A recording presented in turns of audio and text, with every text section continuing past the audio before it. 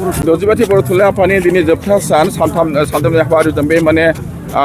बोसोरसालियाव जथुम्माखौ खुंदोंमोन दिनै जोबथा सान बे जोबथा सानाव जोंहा दिनै माने हारिमु हान्जा सुरनाय गुबुन गुबुन रावारिफोरनि हारिमु हान्जा सुरनाय बे हारिमु हान्जा सुरनायाव जोङो दिनै खुब मोजाङै गुबुन गुबुन माने जोंनि बड' ग्रुपनि बड' मुलियाव जायफोर माने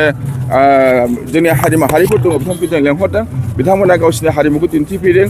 जोंनि हारिमुजों बिथांमोननि हारिमुजों जों गोरोबलायो आरो बे समाव जोंनि बाहागि खुरमा हिसाबै जोङो भुटाननि माने हारिमु हान्जाखौ लेंहरदों इन्ड' माने भुटान जा फेन्सिं ससाइटि दङ बेनिफ्राय जों लेंहरदों बिथांमोना फैदों बाहागो लादों बेनो जोंनि थाखाय माने दिनैनि थाखाय माने मोजां लक्षण होननानै जों बुंनो हायो जोंनि माने गेवलां मेलाया जोंहा 12थानिफ्राय 25 जागोन बेवहाय माने आसामनि chief minister dynamic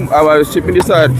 doctor Himanta Biswa Sharma फैनो गोनांमोन नाथाय बिथाङा मोनसे हाबानि थाखाय फैनो हायाखिसै बेखायनो बिथाङा गावनि माने रिप्रेजेन्टेटिभ हिसाबै मन्त्रि जयन्तमल बरुवाखौ दैथायहरदों बिथाङा फैगासिनो दङ जिहेतु जागायजेननायनिफ्राय दिनै जोबजासिमाव माबायदि नोंथांमोना दा बिराद मोजाङै जागोन दिनै बिराद मोजाङै जों जाफुंहोनो हागोन होनना जों मिजिंथिदों